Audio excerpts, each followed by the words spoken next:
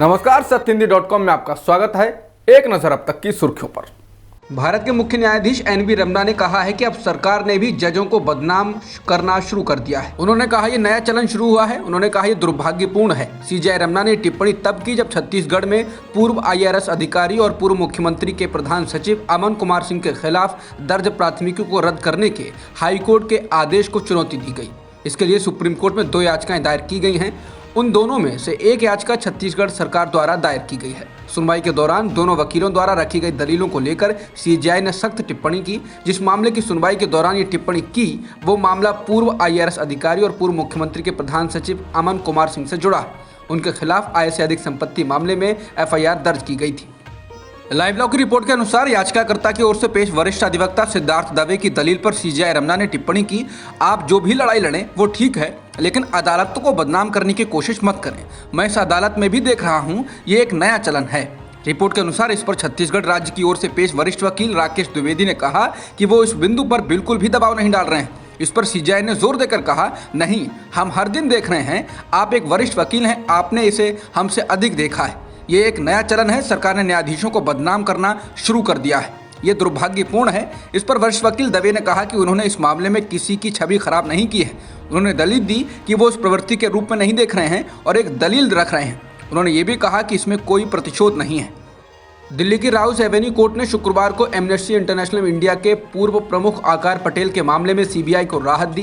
Court ने अपने पिछले आदेश पर स्टे लगा दिया है, जिसमें कहा गया था कि सीबीआई के निदेशक को पटेल से लिखित में माफी मांगनी होगी। पटेल को एयरपोर्ट पर रोके जाने के मामले में गुरुवार को राउस एवेन्यू कोर्ट ने बेहद कड़ी टिप्पणी की थी। कोर्ट ने सीबीआई से कहा था कि वो पटेल के खिलाफ जारी लुकआउट सर्कुलर नोटिस को वापस ले, लेकिन सीबीआई ने इस आदेश में संशोधन की मांग को लेकर कोर्ट का दरवाजा खटखटाया। सीबीआई के विशेष जज ने पटेल को निर्देश दिया है कि वो अदालत की अनुमति के बिना देश से बाहर ना जाएं। अब इस मामले में अगली सुनवाई 12 अप्रैल को होगी। रूस और यूक्रेन के बीच लगातार 45 दिनों से युद्ध छिड़ा हुआ है। इस बीच कांग्रेस के पूर्व अध्यक्ष राहुल गांधी ने रूस यूक्रेन युद्ध को लेकर भारत की विदेश नीति पर एक बड़ा बयान दिया। उन्होंने कहा कि आज रूस जो यूक्रेन के साथ कर रहा है वही कदम चीन भारत के खिलाफ उठा सकता है। राहुल गांधी ने यह बात दिल्ली में जेडीयू के पूर्व अध्यक्ष शरद यादव से मुलाकात करने के बाद कही। न्यूज एजेंसी NI के मुताबिक राहुल गांधी ने कहा, चीन भारत को कह रहा है कि लद्दाख और अरुणाचल प्रदेश आपका नहीं है, इसलिए उन्होंने अपनी फौज वहां बैठा रखी है। जो मॉडल वहां लागू हुआ है वो यहां भी किया जा सकता है। राहुल गांधी ने आरोप लगाया कि केंद्र सरकार सच्चाई को मान नहीं रही है और सरकार तैयारियां नहीं कर रही है। उन्होंने कहा कि सरकार सच्चाई को स्वीकार नहीं कर रही। अगर सरकार ने सच्चाई को स्वीकार नहीं किया और तैयारियां नहीं की तब मामला खराब होगा, तो आप जवाब नहीं दे पाएंगे। मुस्लिम महिलाओं को रेप की धमकी देने के मामले में उत्तर प्रदेश के खैराबाद के महंत बजरंग मुनि के खिलाफ केस दर्ज कर लिया गया। इसके बाद अब बजरंग मुनि ने वीडियो जारी कर माफी मांगी है। वीडियो में बजरंग मुनि कह रहे हैं कि वो सभी माताओं बहनों से क्षमा मांगते हैं। अगर उनकी किसी बात से माताओं बहनों की आत्मा को ठेस पहुंची है तो वो उन्हें क्षमा करें। वो नारी जाति का सम्मान करते हैं। एक और ट्वीट में उन्होंने दावा किया कि उन्हें मारने और जेल भेजने के लिए उनका वीडियो वायरल किया जा रहा है। भारत सरकार ने 18 साल से अधिक उम्र वाले लोगों को बूस्टर डोज लगाने की अनुमति दे दी है। स्वास्थ्य मंत्रालय के मुताबिक इस आयु वर्ग के लोग 10 अप्रैल से किसी भी प्राइवेट टीकाकरण केंद्र पर बूस्टर डोज लगवा सकते हैं। स्वास्थ्य मंत्रालय के मुताबिक 18 साल या इससे अधिक उम्र के उन्हीं लोगों को बूस्टर डोज लगेगी जिन्हें दूसरी डोज लिए 9 महीने पूरे हो गए हैं। वहीं दूसरी तरफ कोरोना वैक्सीन बनाने वाली company serum institute of India ने कहा है कि लोगों को 600 रुपये में कोविशील्ड का बूस्टर डोज मिल सकेगा। पंजाब में कांग्रेस भले ही बुरी तरह चुनाव हार गई है, लेकिन उसके नेताओं के बीच गुटबाजी खत्म होने का नाम नहीं ले रही है।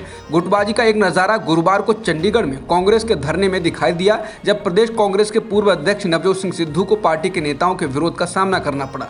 पेट्रोल डीजल की बड़ी कीमतों के खिलाफ चंडीगढ़ के सेक्टर 15 में स्थित कांग्रेस भवन में धरना आयोजित किया गया था। इस दौरान कांग्रेस कार्यकर्ताओं को संबोधित करते हुए पूर्व प्रदेश अध्यक्ष नवजोत सिंह सिद्धू ने पूर्व मुख्यमंत्री चरणजीत सिंह चन्नी का नाम लिए बिना कहा कि वो हराम के साथ नहीं खड़े होंगे बल्कि ईमान के साथ खड़े होंगे। लेकिन युवक कांग्रेस के प्रदेश अध्यक्ष बरिंदर सिंह ढिल्लों और पार्टी के प्रदेश प्रवक्ता बलजीत चहल ने सिद्धू का विरोध किया।